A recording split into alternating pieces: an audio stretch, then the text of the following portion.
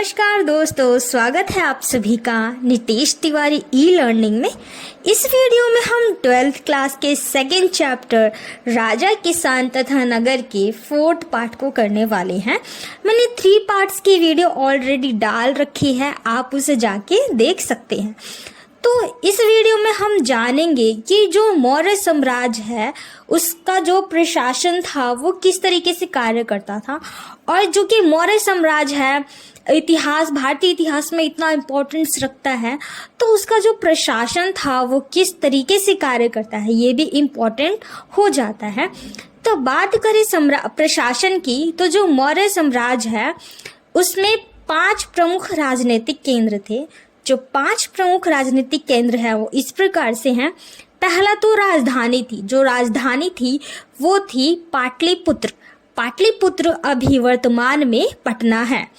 4 प्रांतीय केंद्रों की बात करें तो पहला तक्षशिला जो कि पाकिस्तान में था, दूसरा उज्जैनी जो अभी मध्य प्रदेश में है, तीसरा तोसली जो कि ओडिशा में है, और आखिरी चौथा स्वर्णगिरी जो कि कर्नाटका में है। तो जो मौर्य साम्राज्य के जो प्रशासन थे, राजनीतिक केंद्र थे, ये 5 प्रकार ये हैं। तो आपको एज इट इज ये सारी लर्न करनी है, पूछ लिया जाता है एग्जाम में। अशोक के अभिलेख के अनुसार, यानी कि जो अशोक के अभिलेख थे उसमें बताया गया है कि पाकिस्तान के पूर्वोत्तर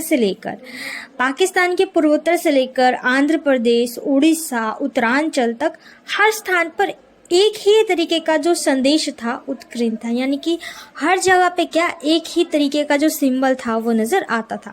जैसे कि तक्षशिला और उज्जैन की बात करें, तक्षशिला और जो उज्जैन है दोनों लंबी दूरी वाले महत्वपूर्ण व्यापार पर मार्ग पर क्या थे, स्थित थे।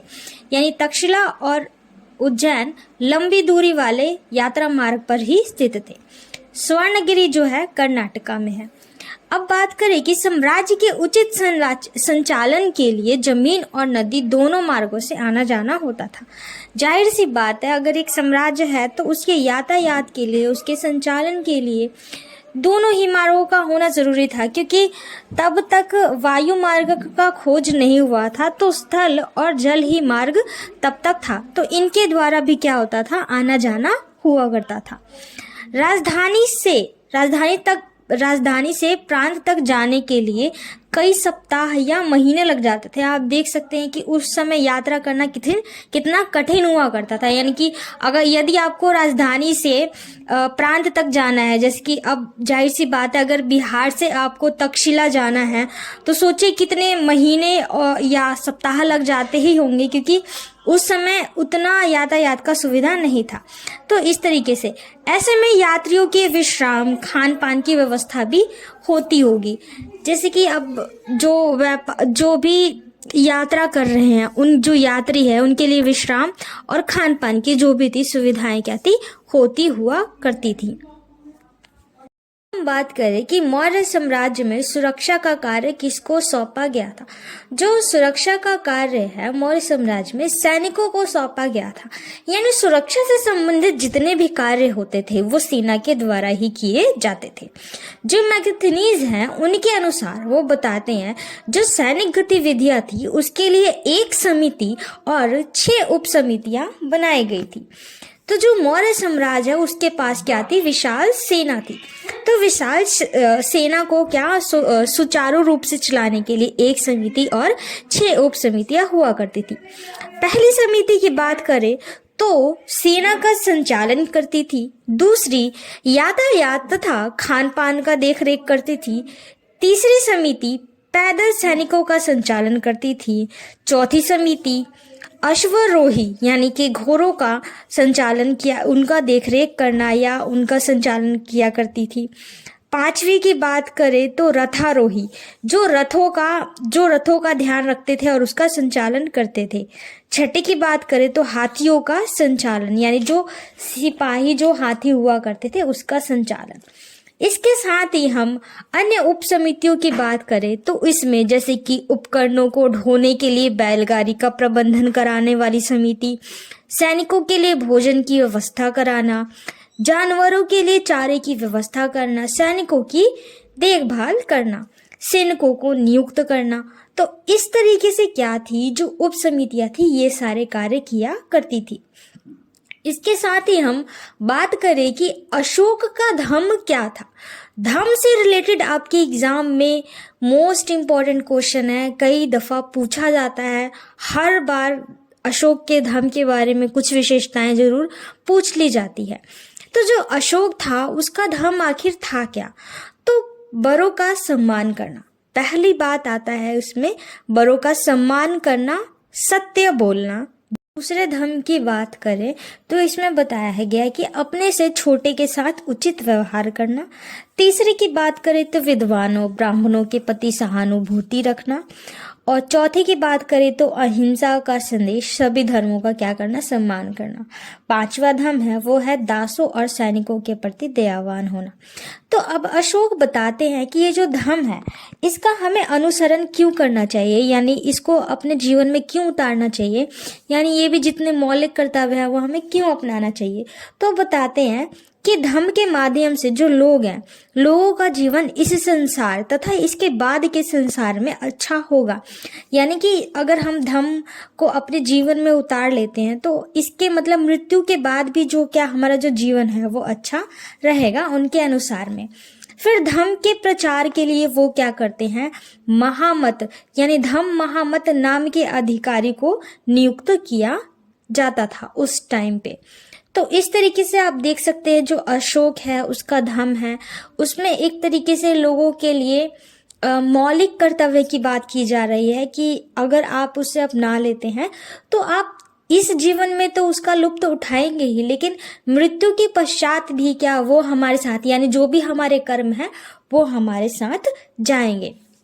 इसके बाद हम बात करें मौर्य साम्राज्य का महत्व। जो मौर्य साम्राज्य है उसका महत्व आखिर इतना क्यों बढ़ जाता है हमारे भारतीय इतिहास में। तो 19वीं सदी में बात करें तो 19वीं सदी में जब इतिहासकारों ने भारत के आरंभिक इतिहास को लिखना शुरू किया, जब 19वीं शताब्दी में इतिहासकारों ने भारतीय प्रारंभिक इतिहास को लिखना शुरू किया तो मौर्य जो साम्राज्य था उसका इतिहास प्रमुख काल माना गया। यानी कि जब इतिहासकारों ने इतिहास को लिखना शुरू किया, भारतीय इतिहास को, तो जो मौर्य काल है उसको प्रमुख काल माना गया, क्योंकि पहली बार चंद्रगुप्त मौर्य द्वारा एक अखंड भारत बनाया गया था। इसको महत्वपूर्ण इसलिए माना गया क्योंकि चंद्रगुप्त ने ही तो अखंड भारत की शुरुआत की थी, तो इसलिए क्या इसको महत्वपूर्ण माना गया।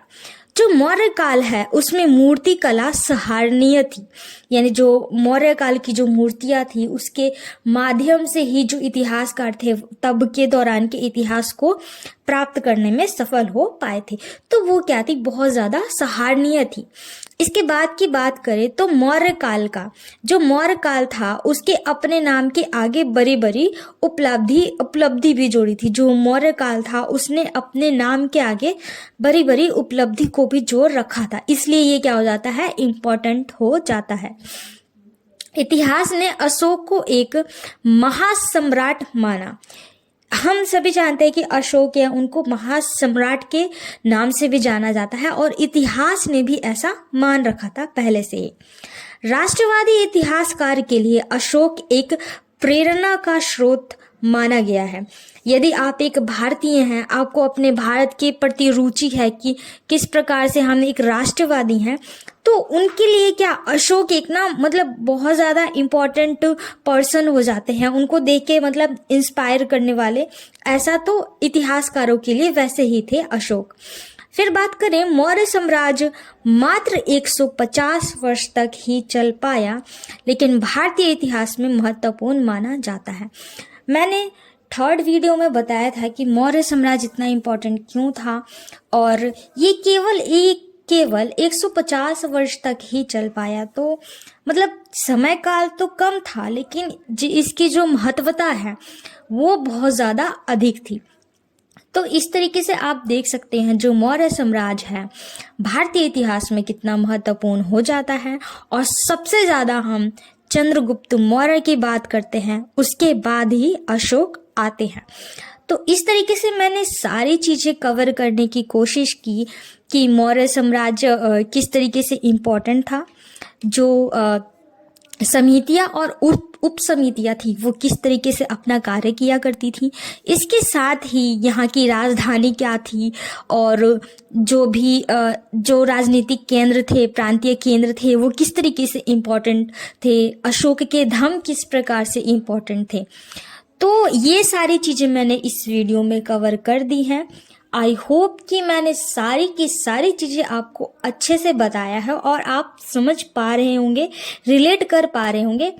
देखिए, एनसीईआरटी में कई चीज़ें लिखी होती हैं, लेकिन जब हम उसके नोट्स बनाते हैं, पढ़ाते हैं, तो कई चीज़ें क्या इधर उधर हो जाती है। तो अगर आप एनसीईआरटी के अकॉर्डिंग पढ़ रहे हैं, अच्छी बात है, लेकिन एक आपके पास प्रॉपर नोट्स होना चाहिए जो कि हम यहाँ पे प्रोवाइड करा रहे हैं अपने टीचिंग के माध्यम से।